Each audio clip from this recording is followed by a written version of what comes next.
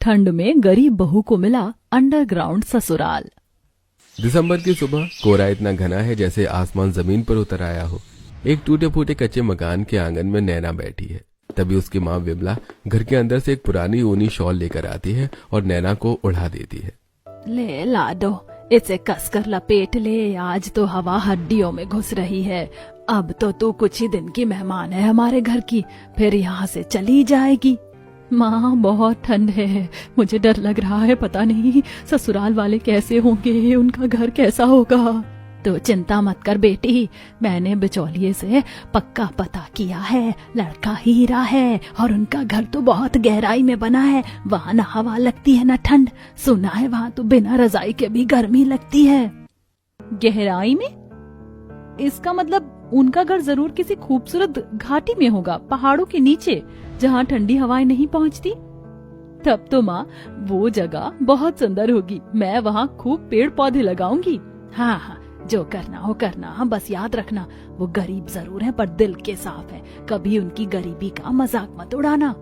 अरे माँ, आप क्यों चिंता करती हैं? आपने ये बातें मुझे रटाई नहीं, बल्कि ये संस्कार मेरी रगों में उतार दिए। मैंने गांठ बांध लिया है कि ससुराल में बड़ों का आदर करना है, हर काम को सेवा समझकर करना है और कभी किसी काम के लिए मना नहीं करना है। और मजाक उड़ाना तो दूर, मैं तो वहाँ सबको इतना प्यार दूंगी कि वो अपनी सगी बेटी को भी भूल जाएंगे। आप देख लेना, आपकी नैना वहाँ सबकी लाडली बनकर रहेगी। माँ हूँ ना, इसीलिए बार बार समझाती हूँ, बेटी तो माँ की परछाई होती है। कल को अगर तुझसे अनजाने में भी कोई चूक हुई तो दुनिया तुझे नहीं, मेरी परवरिश को ताना मारेगी। और एक माँ सब कुछ सह सकती है पर अपनी परवरिश पर उंगली उठते नहीं देख सकती। ये सुनकर नैना रोने लगती है। विमला उसे चुप कराती है। अरे रो मत पगली, और वैसे मेरा दिल जानता है कि तू हीरा है, जहाँ जाएगी अपनी चमक ही बिखेरेगी। बस मेरी एक बात हमेशा अपने पल्लू से बांध कर रखना, जीवन में चाहे कैसा भी तूफान आए, तू कभी कमजोर मत पड़ना। हालात कैसे भी हो, तू हारना मत मेरी बच्ची, कभी हारना मत, तेरा हौसला ही मेरी जीत है। समय बीतता है और नैना की शादी हो जाती है। नैना शादी के जोड़े में अपने पति रवि के साथ जंगल की तरफ जा रही है। सूरज डूब रहा है और कोहरा छाता जा रहा है। रवि जी प्लीज रुकिए, हम कहाँ जा रहे हैं? माँ ने कहा था आपका घर गहराई में है, पर यहाँ तो दूर दूर तक कोई आबादी नहीं है, जंगल और जानवर हैं। मुझे बहुत डर लग रहा है, क्या हम रास्ता भटक गए हैं? नहीं नैना, हम भटके नहीं हैं, हम शॉर्टकट से जा रहे हैं। और मैंने कहा था ना, हम गाँव वालों से थोड़ा अलग रहते हैं, बस पहुँचने ही वाले हैं, हिम्मत रखो। और हाँ, डरने की कोई जरूरत नहीं है। हे भगवान, ये आदमी मुझे कहाँ ले जा रहा है? कहीं ये कोई डाकू तो नहीं या मुझे जंगल में मारकर फेंकने लाया है? माँ तुमने तो कहा था परिवार सीधा साधा है, लेकिन मुझे तो कुछ और ही लग रहा है। चलते चलते रवि और नैना जंगल के बीचों बीच एक विशाल सूखे और डरावने बरगद के पेड़ के पास रुकते हैं। उस पेड़ की जड़ें सांपों की तरह जमीन पर फैली हुई हैं। रवि नैना का हाथ छोड़ता है और पेड़ की जड़ों के बीच जमा सूखे हुए पत्तों के एक बड़े से ढेर को हाथों से हटाने लगता है। नैना हैरान रह जाती है, उसे कुछ समझ में नहीं आता। पत्ते हटते ही नीचे लकड़ी का एक पुराना दरवाजा दिखाई देता है। लो नैना, आ गया मेरा घर। ये क्या है? रवि जी आप होश में तो हैं? ये घर है या कब्र? ये तो जमीन के अंदर है। मुझे घर जाना है, मुझे नहीं जाना इसके अंदर। नैना भागने ही वाली होती है कि तभी उस काले गड्ढे के अंदर से एक रोशनी ऊपर की तरफ आती है। सीढ़ियों से शांति देवी, रवि की माँ, ऊपर आती है। बहू आ गई तू, कब से हम तेरा ही इंतजार कर रहे थे। अब जल्दी से चल अंदर, नहीं तो सर्दी लग जाएगी। देख नहीं रही कितनी ठंडी हवा चल रही है। माँ जी आप इसके अंदर? हाँ बहू, अब नीचे चल, नहीं तो तू पहले दिन ही बीमार हो जाएगी। अरे चलो नैना, सब इंतजार कर रहे हैं तुम्हारा, अब यही हमारी दुनिया है। नैना घबराते हुए नीचे जाती है, उसके साथ रवि भी जाता है और फिर शांति देवी भी। नीचे का नजारा और भी हैरान कर देने वाला था। दीवारों से पेड़ की मोटी मोटी जड़ें निकल रही थी, सामने ही पूरा परिवार खड़ा था। नैना ये सब देखकर बहुत डर गई थी। ले बहू, हो गया तेरा गृह प्रवेश, यही है हमारा आशियाना, यही है हमारा अंडरग्राउंड घर, हम यही रहते हैं। माँ जी यहाँ तो हवा भी नहीं आ रही, मेरा दम घुट रहा है, ये जड़ें ऐसा लग रहा है ये मुझे जकड़ लेंगी। देख रही है पिंकी, आते ही नखरे शुरू। अरे ओ महारानी, ये बुर्ज खलीफा नहीं है, अंडरग्राउंड घर है। यहाँ हवा ऐसे ही आती है, आदत डाल ले वरना दम तो घुटेगा ही। चुप कर मोहिनी, बेचारी नई है, डर गई होगी। हाँ हाँ, तुम तो बस देवरानी की ही साइड लो, हम तो जैसे अमरीश पुरी हैं इस घर के। रवि जी प्लीज मुझे ऊपर ले चलिए, मुझे यहाँ बहुत डर लग रहा है, ऐसा लग रहा है जैसे मैं किसी कब्र में आ गई हूँ। खबरदार, जो कब्र शब्द बोला, ये घर है हमारा, तुझे यही रहना है, चाहे हंस के रहे या रोके। पिंकी, इसे इसका कोना दिखा दे जहाँ ये रहेगी। रात का समय है, घर में सब सो चुके हैं, बस नैना ही जाग रही है। उसे नींद नहीं आ रही है, तभी उसके ऊपर कुछ मिट्टी गिरती है और वो चिल्ला पड़ती है। रवि जी उठिए, छत गिर रही है, हम मर जाएंगे, हम दब जाएंगे, जल्दी उठिए, ये छत गिरने वाली है। क्या हुआ नैना, चिल्ला क्यों रही हो? सुनिए, ऊपर से मिट्टी गिर रही है, लगता है अब ये छत भी गिरने वाली है, हम यहीं दब कर मर जाएंगे। मुझे यहाँ नहीं मरना रवि जी, मुझे बहुत डर लग रहा है। नैना मेरी तरफ देखो, ये जंगल है, ऊपर शायद कोई जंगली जानवर चल रहा होगा, इसलिए थोड़ी बहुत मिट्टी झड़ गई है। और वैसे भी ये छत नहीं गिर सकती, हमने इसे मजबूती से बनाया है, हम यहाँ सुरक्षित हैं, तुम घबराओ मत। पर अगर बारिश हुई और मिट्टी धंस गई तो हम तो जिंदा दफन हो जाएंगे ना। अरे मैं हूं ना, मैं तुम्हें कुछ नहीं होने दूंगा, अब सो जाओ, सुबह जल्दी उठना है। ये कहकर रवि सो जाता है। हे भगवान, मैंने तो सोचा था कि ससुराल में अच्छे से रहूंगी, लेकिन यहाँ तो सब कुछ उल्टा पुल्टा हो रहा है। घर देखो कैसा है। भगवान अब तू ही मुझे बचा, मुझे तो डर लग रहा है। सुबह हो चुकी है, नैना अभी तक सो रही है। तभी मोहिनी और पिंकी उसके पास आती है। मोहिनी के हाथ में एक खाली बाल्टी है। उठ जाओ कुंभकर्ण की छोटी बहन, ये तेरा मायका नहीं है जहाँ तेरी माँ तेरे लिए चाय नाश्ता लेकर आएगी। यहाँ सब कुछ खुद लाना पड़ता है। अब जल्दी उठ और पानी लेकर आ, घर में पानी नहीं है। मोहिनी की आवाज सुनकर नैना उठ जाती है। भाभी अभी तो अंधेरा है और बाहर बहुत ठंड होगी। अरे भाभी, यहाँ तो 24 घंटे अंधेरा रहता है, यहाँ सूरज की रोशनी नहीं आती। अब जल्दी से उठो और पानी लेकर आओ। कहाँ से लाना है पानी? ऊपर पास में ही एक नदी है, वहाँ से लाना है, अब जल्दी जा। नैना बेमन से शॉल लपेटकर बाल्टी उठाती है और सीढ़ियां चढ़कर ऊपर जाती है। जैसे वो बाहर निकलती है, वो ठंड से कांप उठती है। बाहर बर्फीली हवा चल रही है। नैना कांपते हुए नदी के पास जाती है। जैसे ही वो पानी में हाथ डालती है, उसका हाथ सुन्न हो जाता है। हाय माँ, ये पानी तो बहुत ही ठंडा है, इसमें तो मेरे हाथ सुनने पड़ गए।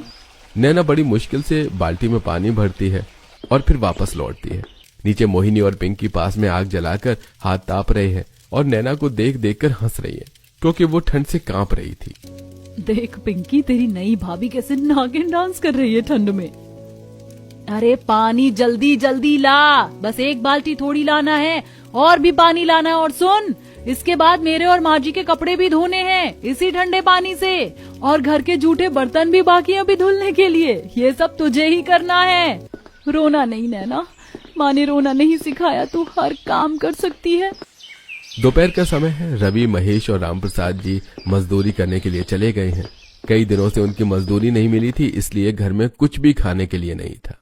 सुनो बहुओं, डिब्बे खाली हैं, अगर आज खाना खाना है तो नदी जाओ और मछलियाँ पकड़ के लाओ, आज उसको ही पकाकर खाना पड़ेगा। और हाँ, साथ में लकड़ियाँ भी लाना, लकड़ियाँ भी खत्म हो गई हैं।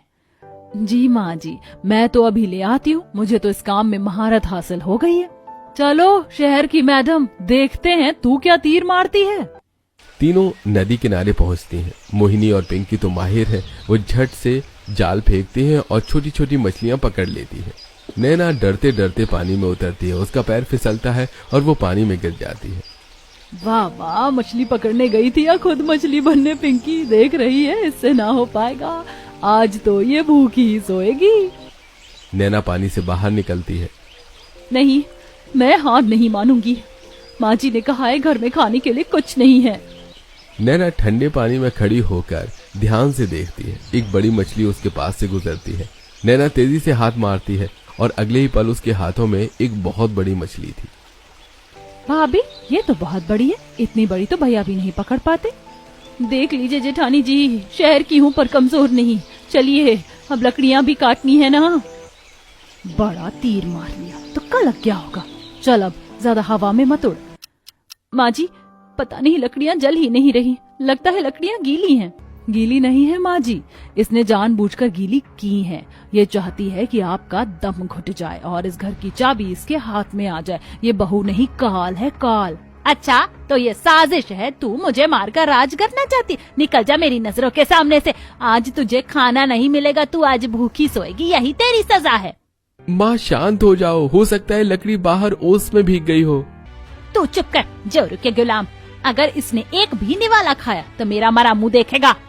घर में नमक और तेल खत्म हो गया है। मर्दों के पास समय नहीं था, इसलिए नैना, मोहिनी और पिंकी को बाजार जाना पड़ा। जंगल का रास्ता पथरीला और उबड़ खाबड़ है। बाजार यहाँ से बहुत दूर है।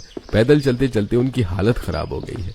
वो तीनों एक पेड़ के नीचे रुक जाती हैं और वहीं रुककर बातें करने लगती हैं।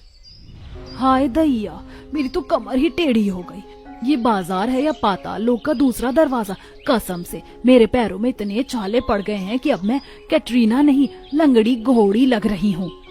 सही कह रही हो भाभी, मुझे तो प्यास भी लगी और डर भी लग रहा है। अगर कोई जंगली जानवर आ गया तो हम तो भाग भी नहीं पाएंगे। बस थोड़ी दूर और है, अगर हम रुक गए तो शाम हो जाएगी और अंधेरे में लौटना मुश्किल होगा। सोचिए, घर में सब भूखे होंगे। चलिए, हिम्मत कीजिए। तू तो मदर इंडिया है, तुझे क्या थकान होगी। हे भगवान, अगले जन्म में मुझे अंबानी की बेटी बनाना, ताकि सब्जी लेने हेलीकॉप्टर से जाऊं। इस जंगल की जिंदगी ने तो बुढ़ापा ला दिया है जवानी में।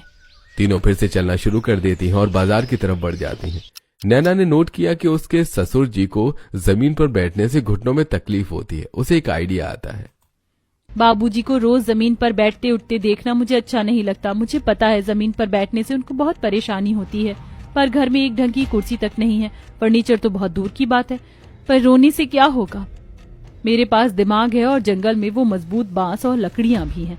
हाँ, मैं खुद अपने हाथों से बाबूजी के लिए फर्नीचर बनाऊंगी। माना ये काम मेहनत का है, थोड़ा कठिन भी है, पर मैं कर लूंगी। नैना, तू हार नहीं मान सकती, तुझे ये करना ही होगा। जंगल से मजबूत बांस और लकड़ियां जमा करती है। रात को जब सब सो जाते हैं, नैना चुपचाप उठती है और दिए की रोशनी में वो लकड़ियों को छीलती है। उन्हें रस्सियों से बांधती है और घास भरकर गद्दे भी बनाती है। सुबह होती है, घर वाले जागते हैं। सभी घर वाले हैरान रह जाते हैं क्योंकि घर के बीच में एक सुंदर सा बांस का सोफा और एक टेबल रखी थी। अरे भाई, ये क्या चमत्कार है। हम जंगल में हैं या किसी फर्नीचर शोरूम में? ये किसने किया? बाबूजी, ये नैना ने किया है। रात भर जागकर बना रही थी, मैंने उसे देखा था। वाह बहू, तू तो साक्षात विश्वकर्मा निकली। आहा, क्या आराम है। बरसों बाद कमर सीधी करके बैठा हूँ। जीती रहो बेटी। देख रही है, बड़ा मक्खन लगा रही है बुड्ढे को। 4 लकड़ियां क्या जोड़ दी, महारानी बन गई। ये सोफा कम और चिड़िया का घोंसला ज्यादा लग रहा है। सही कहा भाभी, छोटी भाभी तो अब अपने आप को बहुत ज्यादा अच्छा दिखाना चाह रही हैं। अंडरग्राउंड होने की वजह से घर में हमेशा गीली मिट्टी और सीलन की अजीब सी बदबू रहती थी, जिससे घर वालों को थोड़ी परेशानी होती थी। उफ, घर की इस सीलन और अजीब सी बदबू से सबका जीना मुहाल हो गया है। सासू माँ और बाबूजी कुछ कहते नहीं है, पर उनके चेहरे पर परेशानी साफ दिखती है। लेकिन हाथ पर हाथ धरे बैठने से तो काम नहीं चलेगा। हाँ, मेरे पास एक आइडिया है, ये सही रहेगा। चल नैना, कमर कस ले, अब जंगल जाना ही होगा। एक बार वो चीजें मिल जाएं, फिर देखना कुछ ही दिनों में ये घर की बदबू से नहीं, खुशबू से महकेगा। नैना जंगल से रात की रानी और जंगली चमेली की एक बेल जड़ समेत उखाड़ लाती है। वो उसे घर में लगाती है। कुछ ही दिनों बाद बेल बड़ी होकर दीवार पर चढ़ जाती है और उसमें फूल खिल जाते हैं और फूलों की खुशबू पूरे घर में फैल जाती है और घर महक उठता है। अरे वाह, आज घर में ये इत्र किसने छिड़का है? ओहो, बड़ी प्यारी खुशबू आ रही है। हाँ, वो सीलन की बदबू तो गायब ही हो गई। माँ जी, वो मैंने फूलों की बेल लगाई थी। मान गई बहू, तूने तो इस जगह को जन्नत बना दिया। अब यहाँ सांस लेने में घबराहट नहीं, सुकून मिलता है। बाहर जंगल में भयानक बर्फीला तूफान आया है, लेकिन जमीन के नीचे माहौल एकदम अलग है। घर के बीच में अलाव जल रहा है। नैना ने दिन भर मेहनत करके जंगल से शकरकंद जमा किए थे, जो अब आग में भुन रहे हैं। पूरा परिवार आग के चारों तरफ गोला बनाकर बैठे हैं और हाथ ताप रहे हैं। लीजिए माँ जी, फूंक फूंक कर खाइएगा, बहुत गर्म है। तो भी खा ले बहू, दिन भर जंगल में भटकती रही थी इसके लिए। हुई माँ, मैं जल गई, पर है बड़ा मीठा। कसम से बाहर वो अमीर लोग ठंड में ठिठुर रहे होंगे और हम यहाँ मजे से पिकनिक मना रहे हैं। माँ ने सही कहा था, ये घर गहराई में है, यहाँ ठंड नहीं लगती। बाहर मौत नाच रही है, पर हम यहाँ सुरक्षित हैं। शायद ये जगह इतनी भी बुरी नहीं है।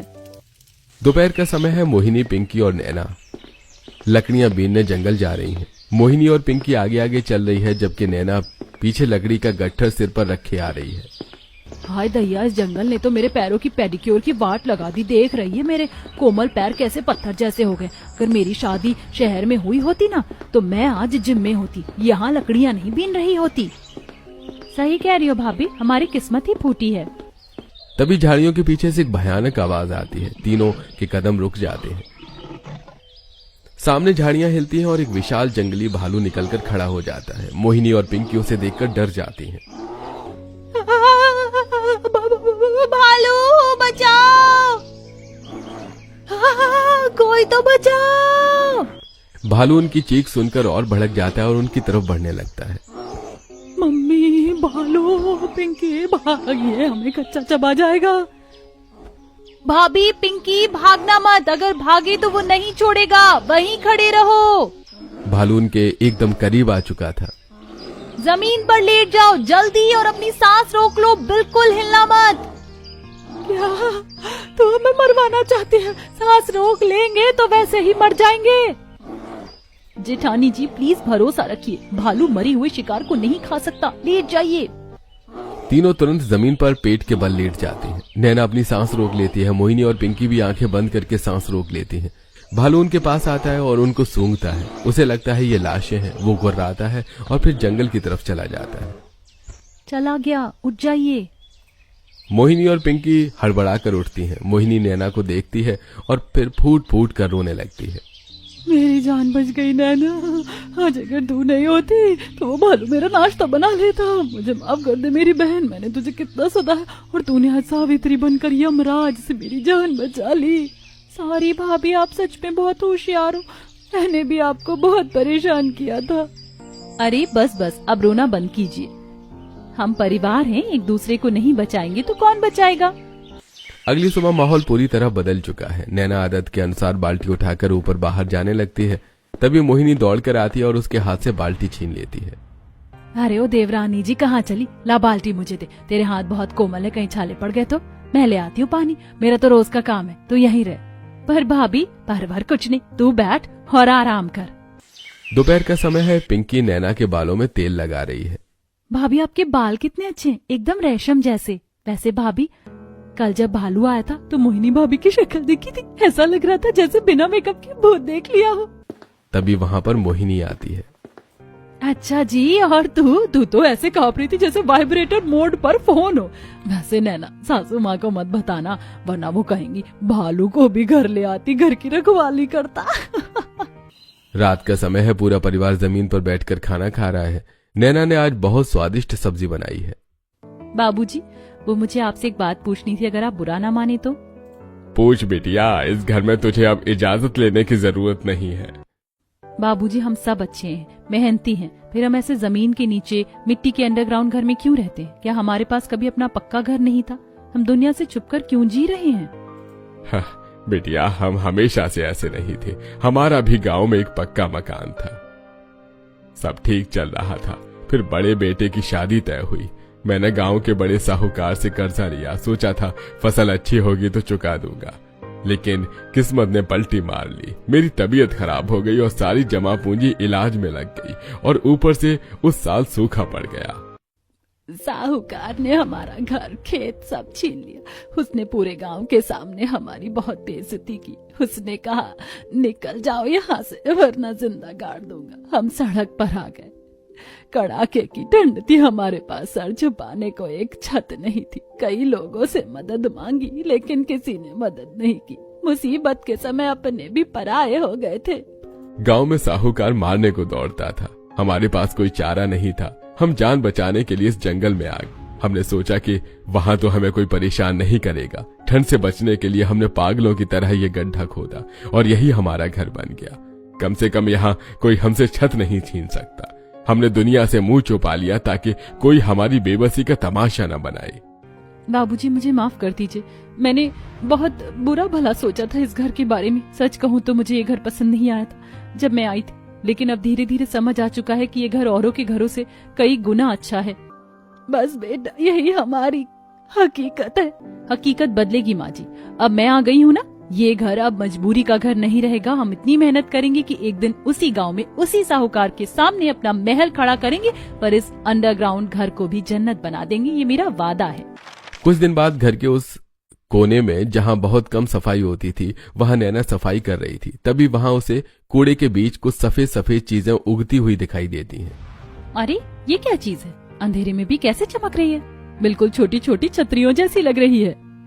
हाय दैया नैना, पीछे हट जा, तुरंत पीछे हट जा। मुझे तो ये नागिन के अंडे लग रहे हैं। नहीं नहीं, ये पक्का कोई एलियन का बच्चा है जो जमीन फाड़ कर निकला है।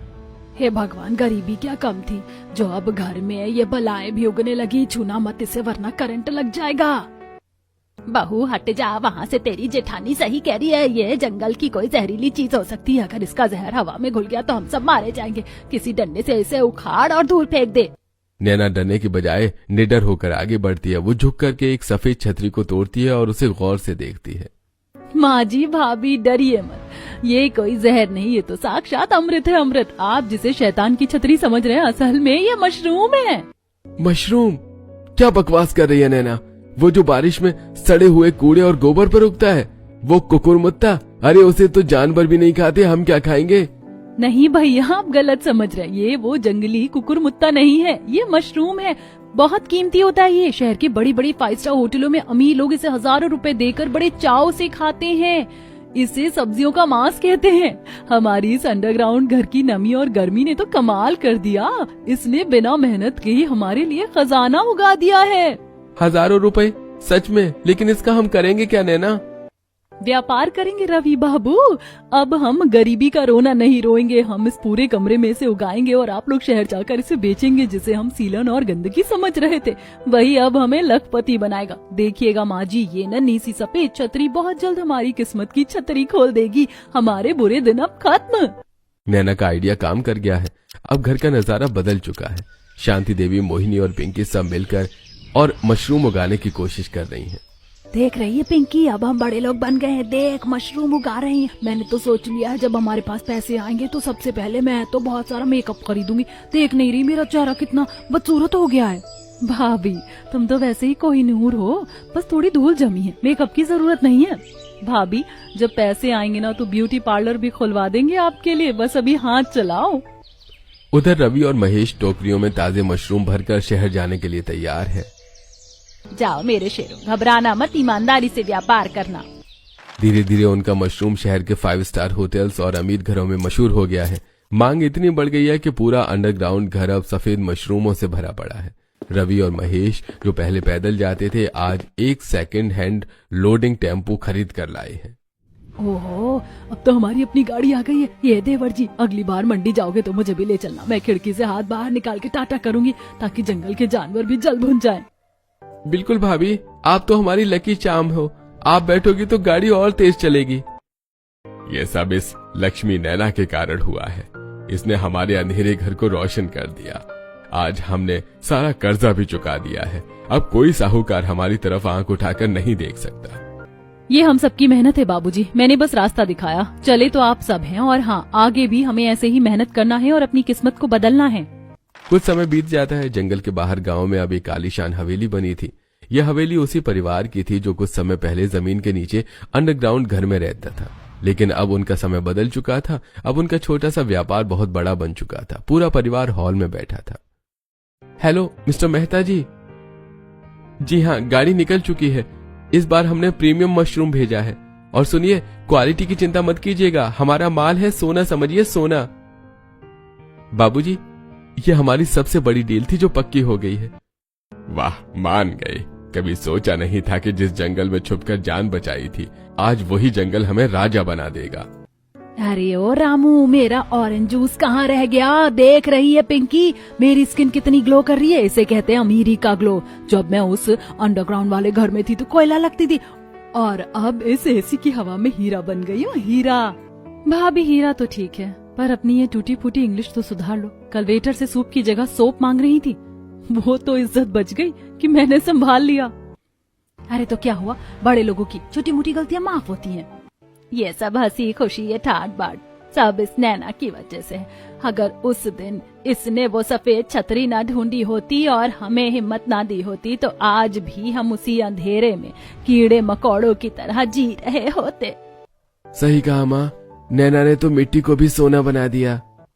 नहीं भैया, ये हम सबकी मेहनत है। और हाँ, हम उस अंडरग्राउंड घर को कैसे भूल सकते हैं। आज भी हमारे सबसे महंगे और अच्छे मशरूम उसी पुराने घर में उगते हैं। वो घर हमारी फैक्ट्री भी है और हमारा मंदिर भी।